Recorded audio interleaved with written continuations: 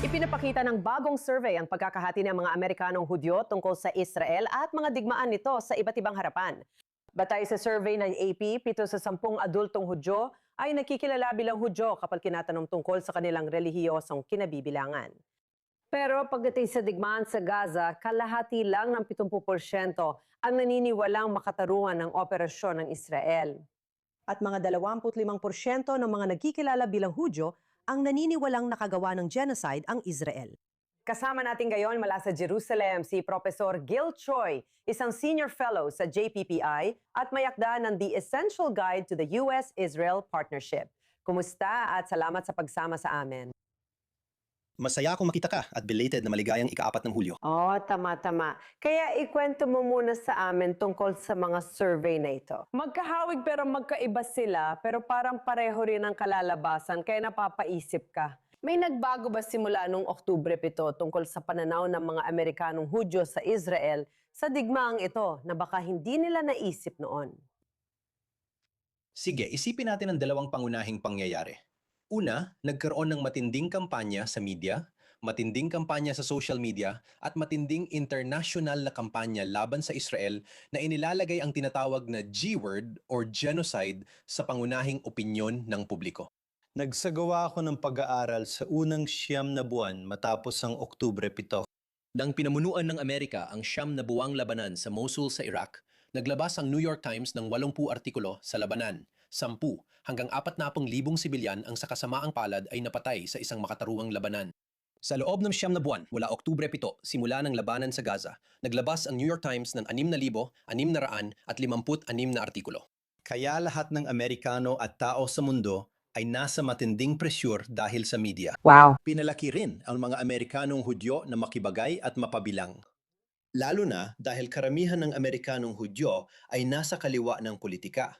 At ngayon, may mga grupong sobrang anti-Zionista sa kaliwa, kaya parang napipilitan kang sumuko sa presyon.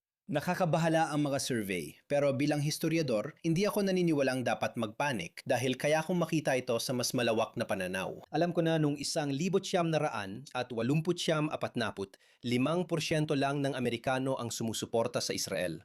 Pero biglang tumaas ito sa loob ng 2 taon dahil sa Persian Gulf War. Alam ko na noong Oktubre 7-60, 1% ng mga Amerikano, hindi lang mga Amerikanong Hudyo, ang sumusuporta sa Israel. At mahigit 80% ng mga Amerikanong Hudyo ang sumusuporta sa Israel. Kaya nasa isang napakahirap tayong panahon ngayon. May tensyon din tayo, malinaw, tungkol sa gobyerno ng Israel at kay Trump. Kahit mukhang nagsabay-sabay ang lahat ng problemang ito, naniniwala akong malalampasan natin. Sa totoo lang, ang dami talagang nangyayari ng sabay-sabay at may iba't ibang antas pa. Ibig sabihin, ang dami natin nakikitang pagbabago sa mga administrasyon mula noong 7 ng Oktubre. Tama ka, interesante talaga ang tungkol sa asimilasyon, lalo na at may mga kaguluhan sa campus at kay Mondani. Ibig sabihin, bahagi ito ng karanasan ng mga Amerikanong Hudyo sa loob ng mga siglo. Para sa akin, ang nangyari noong Oktubre 7 ay gumising sa maraming tao na dati walang pakialam at naka-assimilate na. Akala ko kabilang nga ako, pero napagtanto ko na sa huli, umiiral pa rin ang pananaw laban sa mga Hudyo kahit hindi pa naranasan bago ang Oktubre 7. Tama, kaya nakakagulat ang lumabas na antisemitismo. May mga Amerikanong Hudyo na lumalayo at mas nagiging maingay tungkol dito. At nabanggit mo ring may biglang pagdami. At alam mo, ang totoo, ang kasaysayan ng mga Hudyo, at pati na rin ang maraming kasaysayan, pero ang kasaysayan ng mga Hudyo ay mas naitatakda ng mga nasa core, ng grupo ng mga taong nananatiling tapat. At palaging may mga hindi sumasang-ayon. May mga taong tila tinalikuran ang Judaismo, Sionismo at Israel. Gusto kong mag-focus sa Pilates para palakasin ang core. At natutunan ko rin mula sa tito kong si Irv na parang isa siyang tauhan sa Mad Men. Isa siya sa mga malalaking advertiser noong dekada 50, 60 at 70. Pagkatapos niyang magretiro matapos ang 50 taon sa advertising, sinabi niyang natutunan niya sa Amerika na ang tanging permanente ay ang pagbabago. At isa pa sa dapat nating idagdag ay na ngayon ay nasa panahon tayo ng isang matinding kahibangan, isang tunay na kahibangang anti-Zionista. At malaki rin ang epekto niyan. Kung isipin mo ang nakaraang 6 o 7 taon, nagkaroon tayo ng pagkabaliw. Maaring sang-ayon ka rito o hindi, pero nagkaroon tayo ng pagkabaliw tungkol kay George Floyd at rasismo. Nagkaroon tayo ng pagkabaliw tungkol sa Me Too movement. Nagkaroon tayo ng pagkabaliw tungkol sa trans. Nagkaroon tayo ng pagkabaliw tungkol sa trans. Minsan, parang pinalalalapan ng media at social media ang mga sitwasyon. Mulay, pwede kang pumabor sa alinmang panig. Ang punto ko ay may mga pagkakataon na maliit na minorya ang nagtutulak ng adyenda hanggang maging mainstream ito. Kaya kailangan din nating malampasan ang aspetong iyon.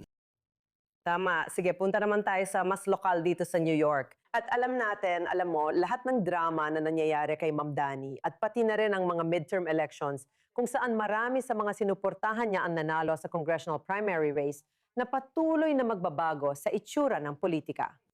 Pero isang bagay na interesting, alam mo, sa kabila ng lahat ng yan, kapag tinitingnan mong politika, makikita mo na mas suportado o mas popular si Ma'am Dani sa mga Hudyo sa US kaysa kina Netz at Netanyahu, kahit pa yung mga nagsasabing Hudyo sila at mahalaga sa kanilang Israel. Parang oxymoron yun. Muli, nadudulot ito ng kalituhan sa pagkakakilanlan, pati na rin demonisasyon. May mahusay na aklat noong 1972 ni Stanley Cohen, Moral Panics and Folk Devils, tungkol sa mga ganitong pagkahumaling. Naging folk devil ang Israel, lalo na si Bibi.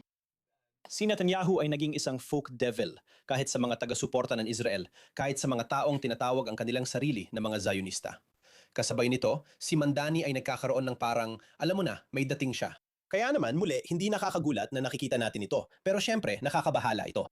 May kaibigan akong kongresistang demokratiko sa Midwest na nagsabi, huwag kalimutan na ang Manhattan ay isla.